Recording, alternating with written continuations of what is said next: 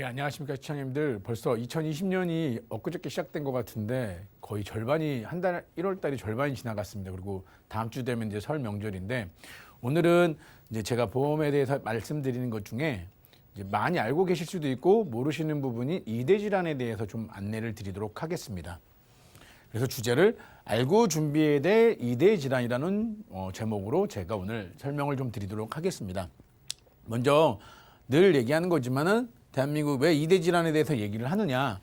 일단 대한민국 전체 사망 요인을 보시게 되면은요, 우리 이대 질환이 암이 1위이고요, 뇌 질환이 심장 질환이 그타 2위에 이제 있습니다. 그러다 보니까 저희들이 뇌혈관이나 심장 질환에 대해서 굉장히 중요하게 여기셔야 됩니다. 이거는 남성이나 여성이나 똑같이 뇌 관련 질환이나 심장 질환에 대해서는 보장의 한도가 또는 사망 요인이 굉장히 크기 때문에 암 다음으로 준비해야 되실 보험이 이제 이대 질환인 거라고 판단되어집니다. 그리고 우리가 보통 보게 되면은 생애 치료비에 대해서 좀 말씀을 나누다 보면은 생애 치료비 같은 경우도 전체 평균 한 1억 원 이상의 생애 치료 비용이 나오는데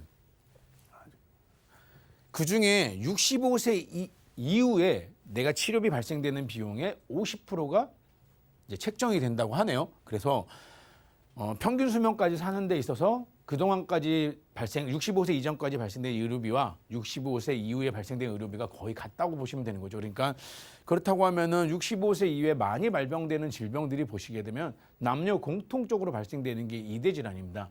뇌나 심장 쪽 질환에서 65세 이후에 많이 발생이 되는 거죠. 그래서 여기서 보시게 되면은 2012년부터 16년까지 치료비를 보시게 되면은 계속 증가하고 있죠. 이게 유병의 기간이고 이게 건강한 기간이라고 했을 때 유병 기간이 평균 수명이 길어지면 길어질수록 병을 갖고 평균 수명까지 사는데 시간이 굉장히 길어지고 있습니다. 그렇기 때문에 저희는 그 이후에 대한 삶에 대한 것도 준비를 해야 되겠죠. 연령별로 질병 원인도 한번 찾아보도록 했습니다. 제가 그래서 보면은 50대, 60대, 70대, 80대를 보시게 되면은 똑같이 진단금 암이 큰 포지션을 차지하고 있어요, 여기. 그래서 이 부분에 대해서는 모든 분들이 다 알고 계실 겁니다. 근데 뇌질환이나 심장질환 쪽을 보시게 되시면은 사실은 50대부터 쭉 이렇게 높은 포지션을 차지하고 있습니다. 그러니까 사실은 우리가 눈 질환이나 이런 것들은 수술을 하거나 해가지고 뭐 어떤 내가 평균 수명까지 사는 데 있어서 큰 질환 문제는 없거든요. 근데 이대 질환에 대한 거는 미리 준비하지 않으면은 내가 정말로 필요로 할 때 부족한 부분을 채울 수가 없기 때문에 요거 굉장히 저는 암보다는 사실은 50대가 넘어갔을 때는 이대 질환이 훨씬 더 중요하다고 생각이 되어집니다. 제가 일단은 이제 실제 상담 사례를 보면서 하나하나 왜 이대 질환을 어떻게 준비해야 되고 무엇을 챙겨야 되고 달라진 게 무엇이 있는지를 자세하게 안내를 드리도록 하겠습니다. 제가 실제로 상담한 사례인데요. 이 고객의 증권까지 제가 이제 첨부를 했습니다. 2018년도 3월에 뇌경색으로 입원을 하셨어요. 근데 한 10일 정도 입원을 치료를 받으신 57세 여성분입니다. 이제 보험을 가입하신 거는 2008년도에 준비를 하셨어요. 종신보험을 가입하셔가지고 자기는 그래도 괜찮은 보험이 있으니까 이제 혹시 이제 부족하더라도 내가 어느 정도 보험금을 받겠다 싶었는데 이분이 2018년도 3월에 뇌경색으로 입원하게 된 계기는 어떤 수술을 하거나 이렇게 급작스럽게 온 건 아니고요. 감기처럼 어지러워서 병원에 갔더니 의사가 뇌경색 진단을 내리셨습니다. 근데 다행히 아주 초기에 발견이 되셔가지고 별도의 수술이나 이런 치료는 없이 10일 동안 입원하면서 약물 치료하시면서 해가지고 호전이 되셔가지고 10일 정도 입원하시고 퇴원하셨어요. 근데 이분이 병원에 이제 치료를 받고 10일 동안 입원해 있으면서 병원비가 걱정이 되셨죠. 근데 자기는 보험이 있으니까 이걸로 충분히 해결되겠다라고 생각을 하셨는데 막상 뚜껑을 딱 열어놓고 보니 이제 실제로 보험금을 청구해 봤더니 이분이 10일 동안 입원하면서 받았던 보험금은 입원비 20만 원이 전부였습니다. 20만 원. 굉장히 억울해 하셨어요. 잘못된 거 아니냐 이의도 제기하고 했는데 지금 이 고객분이 걸리신 질병에 대해서 보험금이 나가는 혜택이 없었던 거죠. 왜 그러냐? 이분은 암도 있었고요. 여기 보시게 되면은 암 발생 특약도 있고요. 여기 수술 입원 특약도 있고요. 그다음에 여기 수술 특약도 있고 이대 질환에 대한 특약도 있으세요. 이대 질환이라고 하면 우리가 뇌나 심장 쪽 질환을 이대 질환을 하니까 자기는 준비가 돼 있을 거라고 생각을 했는데 더 자세하게 들여다보니까 이대 질환에 대한 진단비가 뇌출혈과 심근경색만 보장이 되는 거였더라는 거죠. 근데 이 고객이 걸리신 질병은 뇌경색이셨어요. 그러다 보니까 보험금이 진단금이 1,000만 원, 2,000만 원 있으신데 그걸 한 푼도 못 받고 입원비만 받게 되신 거죠. 그래서 뭐 최종적으로 상담을 하면서 이분은 너무 억울해하시면서 이 보험을 해야 되냐 막 이렇게 얘기하셨는데 제가 내린 솔루션은 뭐였냐면은 사실 이대 질환에 걸리셔도 못 받았지만 나머지 보험 특약들이 좋고 하시니까 유지하라고 말씀을 드렸어요. 그리고 정도가 심하시지 않으니까 어느 정도 일정 기간 시간이 지난 다음에 치료 이력이 없다면 그때 다시 그 부분에 대해서 보완을 하시자 이렇게 말씀을 드렸습니다. 제가 상담 사례를 보여드린 이유는 방송을 보고 계시는 시청자님들도 충분히 이런 일이 벌어질 수 있었습니다.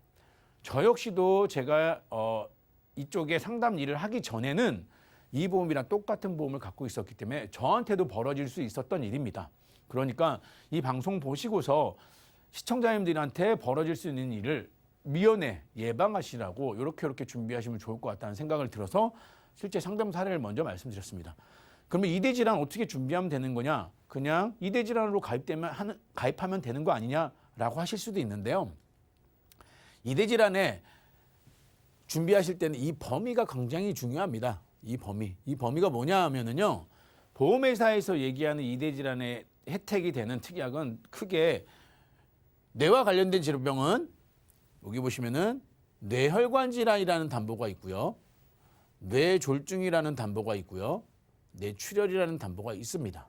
이거 각각이 보험회사들이 언급하는 담보의 이름이에요. 근데 보시게 되면은 뇌졸중 발생 비율이 이렇게 이제 T가 이제 잘 안 보이실 수 있는데 한 9% 정도 된다고 보시면 되세요. 발생 비율이 보시게 되면은 뇌출혈이 가장 좋고 그 다음에 뇌졸중, 그 다음에 뇌혈관 질환. 이거는 뇌혈관 질환이라는 담보의 이름이 다른 뇌졸중이나 뇌출혈보다 범위가 훨씬 크다는 얘기입니다. 그러니까 가장 넓다는 거죠. 가장 그릇이 크다는 거예요. 이 큰 그릇 안에 뇌졸중이라는 더 작은 그릇이 있고 그거보다 더 작은 그릇인 뇌출혈이 있는 겁니다. 그러니 내가 보험을 준비할 때는 뇌혈관으로 준비해야 돼요.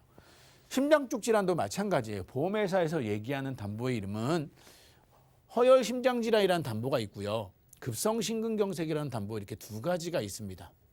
근데 이것도 마찬가지로 뇌질환과 마찬가지로 허혈성 심장질환이라는 담보의 범위가 더 큰 거예요. 그래서 심장 쪽 질환은 큰 그릇이 허혈성 심장질환이고 그 안에 심근경색이라는 작은 그릇이 들어간다고 이해를 하시면 되죠. 그렇기 때문에 방송을 보시는 시청자님들도 내 보험이 뇌출혈만 되는 건가? 아니면은 심근경색만 되는 건가? 꼭 들여다보셔가지고 이 방송을 보시는 분들한테 아까 제가 상담해드렸던 그런 고객의 사례가 발생되지 않기를 원하는 겁니다. 그러면 좀 더 깊게 한번 말씀을 드려보도록 하겠습니다. 이대 질환의 발병 현황인데요. 이게 이제 통계청에서 나오는 건데 큰 차이에서 이 큰 틀에서 크게 변하지 않고 있어요. 매년 2014년, 15년, 16년도 보시게 되면은 여기 보시면 이런 내용 있죠. 뇌출혈 환자보다 뇌경색 환자가 5배 정도 높다는 거예요. 그러면 뇌경색 환자는 뭐냐면은 이 뇌졸중이라는 담보가 뇌출혈과 뇌경색을 모두 포함하는 거거든요. 이 두 가지가. 근데 뇌경색이라는 진단비는 별도로 보험회사에서는 존재하지 않아요. 뇌졸중이라는 담보만 존재하기 때문에 뇌경색을 포함하는 담보는 보험회사에서는 뇌졸중으로 선택을 하셔야 된다. 근데 이 뇌졸중보다도 좀 더 범위가 큰 게 뇌혈관 질환인 거죠. 이 통계 수치를 보시게 되면 전체적인 합계가 보면은 이렇게 거의 뇌출혈 담보로 가입되어 있는 것보다는 한 10배 이상, 거의 15배 정도의 발병 숫자를 볼 수 있으세요. 그러니까 내 보험이 만약에 뇌출혈로 되어 있다 그러면은 정말로 작은 범위에 있는 거예요. 발생할 수 있는 확률이 굉장히 작은 범위에 보험을 준비한 거기 때문에 안전한 보험이라고 할 수 없겠죠. 심장 쪽 질환도 마찬가지입니다. 한번 봐보시겠습니다. 심근경색과 협심증이 대표적인 심장 질환인데 보시게 되면은 협심증이 급성 심근경색보다 7배 정도가 많이 발생된다고 해요. 그러니까 10명 중에 예를 들어서 심근경색 환자가 1명이 발생이 되면 7명이 협심증 환자라는 거죠. 그 수치도 계속 거의 매년 큰 변화가 없습니다. 그렇다고 하면은 협심증 담보를 보험회사에서 보장해 주는 거는 허혈 심장질환이라는 담보 하나예요. 협심증이라는 질병을 별도로 보상을 해주는 담보는 없습니다. 그렇기 때문에 허혈성 심장질환이라는 담보로 준비를 하셔야 협심증이라는 병에 걸렸을 때도 보상을 받을 수가 있는 거죠. 그러면은 이제 전체적인 통계를 말씀을 드렸고요. 좀 더 자세하게 한번 들여다보도록 하겠습니다. 뇌혈관, 뇌졸중, 뇌출혈이라고 얘기를 하는데 그래 왜 그러면은 뇌혈관이 가장 범위가 넓고 하는 거냐라고 보시면은 이게 보험회사에서 보험금을 지급하는 근거가 되는 질병 코드예요. 여기 보시면은 질병 코드가 제일 중요합니다. 이 질병 코드를 받았을 때 내 보험금이 지급이 되거든요. 근데 보시면은요. 이 질병 코드들 중에 뇌출혈 담보가 해당되는 거는 이 3가지밖에 없어요. 질병 코드는 이 나열한 한 10여 가지가 전부가 아니고 여기에 보면 기타 뇌혈관 질환이라는 진단 코드는 또 여기에 이만큼이 포함되어 있기 때문에 한 22~23가지 정도 된다고 보시면 되는데 그중에 뇌출혈 진단 코드는 딱 3개예요. 그러니까 22~23가지 중에 3개의 진단 코드를 받아야 뇌출혈은 보험금을 받을 수가 있습니다. 그나마 뇌졸중은 이 3개 포함해서 3개가 더 추가돼서 6개의 담보를 6개의 질병 코드를 포함하고 있기 때문에 그나마 얘는 한 60에서 70% 정도 보험금을 받으실 수 있으세요. 그래서 내가 만약에 뇌졸중으로 보험을 준비해 놓으신 분들이라고 하면은 방송 보시는 분들이 그래도 괜찮으세요. 뇌출혈보다는 훨씬 나으시고 발병 빈도가 높아요. 근데 뭔가 보완이 필요하시고 내가 준비가 덜 되어 있는 분들이라면은 이 뇌혈관 질환을 꼭 가입하셔야 됩니다. 뇌혈관 질환 제일 중요합니다. 질병 코드 이 받기가 이제 가장 그래도 어찌 됐건 간에 내가 어떤 질병으로 뇌와 관련된 병원에 갔을 때 이제 저런 질병 코드들을 받을 수 있는 확률이 굉장히 높기 때문에 뇌혈관 질환을 꼭 준비를 하셔야 되는 거죠. 심장 쪽 질환도 똑같습니다. 질병 코드들이 이렇게 한 20몇 가지 정도의 질병 코드들이 있는데 그 중에 심근경색 질병 코드는 딱 3가지예요. 나머지는 허혈성 심장질환이라는 질병 코드에 다 포함이 되어 있습니다. 그 안에는 아까 전에 제가 통계치에 얘기했던 협심증, 가장 심장 쪽 질환에서 많이 발생되는 협심증도 허혈성 심장질환이라는 담보 안에 그 질병 코드가 포함이 되어 있기 때문에 이것도 심장 쪽 질환도 굉장히 꼭 지금 다시 계속 강조를 하는 이유는 되게 중요하기 때문에 이렇게 챙기셔야 된다고 말씀을 드리는 겁니다. 그렇기 때문에 준비가 안 되어 있는 분들은 심장 쪽 질환에 좀 더 보완을 필요로 하신다. 꼭 허혈성 심장질환으로 가입을 하셔야 돼요. 자, 그러면은 제가 왜 이렇게 미리미리 준비해야 되냐고 얘기를 하는 거냐면은 사실은 2019년도와 2020년도 보험이 많이 변화가 이제 매년 바뀌면서 변화가 되는 것 중에 가장 큰 포지션을 많이 변한 게 제가 피부로 체감하는 게 2대 질환입니다. 뇌나 심장 쪽 질환에 대해서 뇌혈관이나 허혈성 심장질환에 가입 한도가 현저하게 줄었어요. 그래서 만약에 작년 2019년도 12월에 가입하신 분들은 한 60대만 되셔도 1,000만 원씩 가입됐던 뇌혈관 허혈 심장 질환이 사실은 이제 1,000만 원은 가입하기 어렵다고 보시면 되세요. 그 얘기는 보험회사에서 손해율이 굉장히 높다는 거죠. 손해율이 높다는 거는 그만큼 보험금 청구 금액이 많다는 거죠. 그래서 미리 준비해야 된 이유를 먼저 결론 같지만 말씀을 드리자고 하면은 가입 한도가 굉장히 축소되어 있습니다. 그 다음에 유병자가 가입이 굉장히 어려워요. 얘는 정말로. 제가 좀 이따가 실제로 이제 설계한 사례들도 제가 올해 상담한 사례들도 보여드릴 건데 2019년도 대비해서 가입 한도가 현저하게 줄였어요. 그래서 대부분의 보험사들이요 40대 이후에 60대까지 보통 1,000만 원밖에 가입을 안 받아줍니다. 1,000만 원밖에 가입을 안 받아줘요. 60세부터 60세까지. 이렇지 않았거든요. 2019년도까지만 해도 보험사를 잘 찾아보면은 2,000에서 3,000까지도 가입이 되셨어요. 근데 현재는 거의 1,000만 원이 맥시멈이라고 보시면 되세요. 물론 여러 개의 회사를 가입하시면 가능하겠지만 그렇게 하기에는 부담이 너무 크니까. 그다음 또 하나 아까 방금 말씀드린 것처럼 60세까지는 1,000만 원이 가입 가능한데 이후에는 500만 원 독종 또는 특정 뇌 허혈성 심장질환으로 가입 가능하다. 이 이야기는 뭐냐면은요. 유병자분들도 가입이 되셨는데 일단은 건강하신 분들이 1,000만 원 가입 가능하시고요. 유병자인 경우에는 사실은 뇌혈관이나 허혈성 심장질환이 연령에 따라 차이는 있겠지만 가입 한도가 거의 어렵다고 보시면 되세요. 그리고 미리 준비해야 되는 또 하나 이유는 재발률이 높은 질병이니까 수술 특약도 잘 활용하셔야 돼요. 그래서 이제 분명히 한도가 줄어들었어요. 뇌혈관이나 허혈성 심장질환 가입 한도가. 근데 이거를 뭔가 보완을 하셔야 돼요. 근데 보완을 하시는 데 있어서 아직까지는 보험회사가 수술 특약은 한도를 줄이거나 뭐 이렇게 제재를 가하지 않아요. 근데 우리가 보통 보면은 암이 재발률이 굉장히 높다고는 알고 계시는데 뇌혈관이나 허혈성 심장질환이 재발률이 높다는 걸 잘 모르세요. 근데 이 재발률이 높다는 거는 병이 전이가 되거나 다시 발병되고 이런 게 아니고 수술한 것들을 다시 재수술하는 경우들이 많이 발생된다는 거죠. 그래서 이제 제가 연령별로 보험의 격차도 굉장히 커지고 있습니다.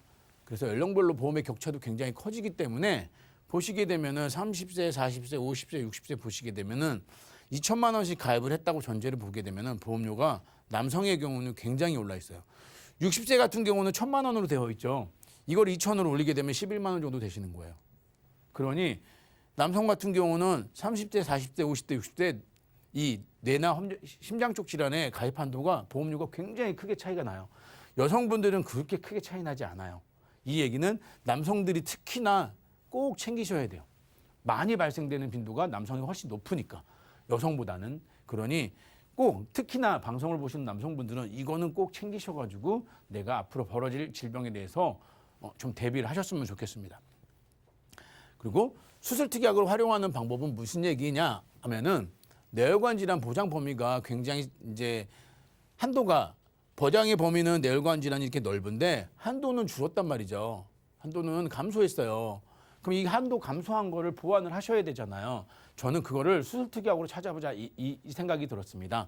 그래서 진단금 1,000만 원 되게 중요하죠. 근데 보시게 되면은 뇌나 심장 쪽, 혈관 쪽 질환에서 가장 많이 벌어지는 수술이 카테터나 뭐 스텐트 삽입술이 두 가지가 가장 큰 수술인데요. 이 두 가지 수술이 보통은 한 번 수술하고 나면 영원히 영구적으로 가는 게 아니고 한 5년 정도, 길게는 7년 정도 있으면 수명이 다하기 때문에 재수술을 하셔야 돼요. 근데 진단금은 한 번 주고 끝나거든요. 근데 수술 특약은 회당 계속 지급이 되세요.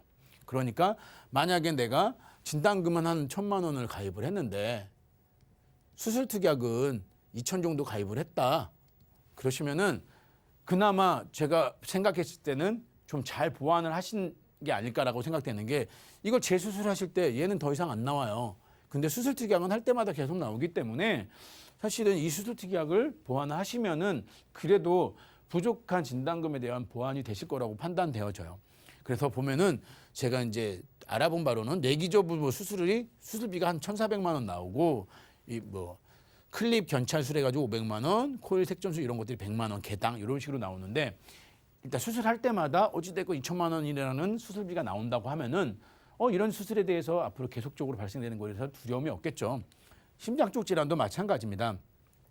관상동맥 우회 수술 막히면은 우회 수술하는 게 관상동맥 우회 수술이고 이게 좁아지면은 스텐트를 넣어서 넓히잖아요. 그래서 심장 쪽 질환에 가장 크게 적용되는 수술 두 가지인데 이런 거 할 때마다도 내가 수술 특약으로 보완이 되어 있다면 그때마다 병원비 충분히 보완하실 수 있을 거라고 저는 생각이 되어집니다. 그러니까 진단비가 줄어들었어요. 하지만 그거를 보완하는 방법으로 저는 수술 특약을 알려드리는 거니까 시청자님께서 만약에 이런 것들에 대해서 보완이 필요하고 준비가 필요하시다고 하면은 제가 방송에서 언급했던 들을 좀 기준을 삼으셔가지고 미리미리 체크하셔서 준비하시면 좋을 것 같습니다.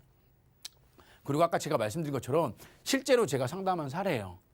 이분은 말씀드린 것처럼 65세 남성분이세요. 뭐 특별하게 뭐 당뇨약을 먹고 하거나 하시는 않는데 고지혈증 약을 복용하고 계셔가지고 유병자로 제가 어쩔 수 없이 이제 상담을 해드렸는데 보세요. 뇌혈관 질환 진단비가 300만 원이에요. 근데 보험료는 12,000원이나 착용을 해요. 뇌졸중 진단비는 500만 원밖에 안 받아주고요. 이게 한도예요.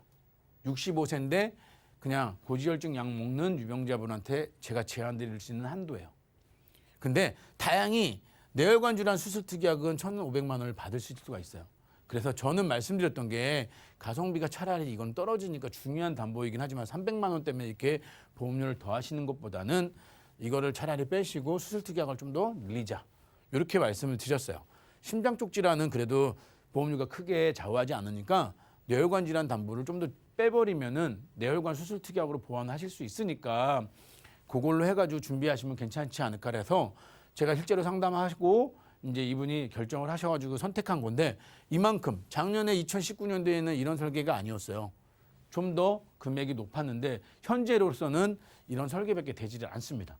제가 이렇게 보여드린 거는 그나마 이렇게 가입이 되는 회사를 찾아서 안내를 드린 거예요. 그러니까 지금 방송 보시는 분들 중에 뇌혈관이나 화혈성 심장질환에 대해서 뭔가 부족하다고 생각하시면은 앞으로 보험에 가면 갈수록 뇌혈관이나 화혈성 심장질환은 좋아질 확률보다 나빠질 확률이 높다는 생각이 들거든요. 그러니까 이런 거 꼭 잘 챙기셔가지고 준비하시면 도움이 될 것 같습니다. 마지막으로 정리해드리면은 재발률이 굉장히 높습니다. 이거는 병이 암처럼 전이가 되고 이런 게 아니고 수술을 다시 해야 되는 경우가 많이 생기기 때문에 수술특약 활용하는 것도 굉장히 괜찮은 방법이 될 수 있겠다라고 말씀드리는 거고 보장의 범위가 가장 넓은 뇌혈관이나 화혈성 심장질환으로 가입을 하자. 근데 가입하실 때 보면은 연령에 따라 가입 한도가 작고 보험료 차이가 크게 발생되니까 일찍 꼭 준비하십시오. 그러니까 젊은 분들이 보험료도 싸고 미리 준비할 수 있는 한도가 높으니까 젊은 분들이 암보다는 차라리 이런 걸 더 좀 신경 써서 준비하시는 게 옳다고 판단되어집니다. 그리고 마지막으로 유병자의 경우에는 사실은 가입이 굉장히 어렵다. 그러니까 유병자가 되기 전에 좀 연령이 있더라도 미리 준비하시면은 좀 그래도 내가 보험을 준비하는 데 있어서 괜찮은 보험을 준비할 수 있지 않을까라고 생각되어져서 오늘 이대질환에 대해서 말씀을 드렸습니다.